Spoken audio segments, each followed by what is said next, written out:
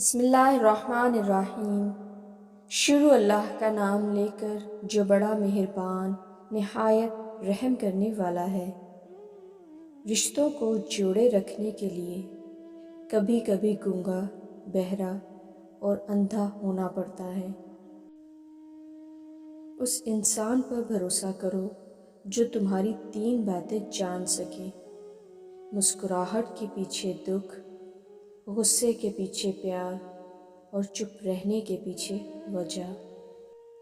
اگر صبر آپ کے وجود کا حصہ نہیں تو شکر بھی آپ کے پاس نہیں آئے گا، کیونکہ شکر وہاں آتا ہے جہاں صبر کی زرخیزی ہوتی ہے۔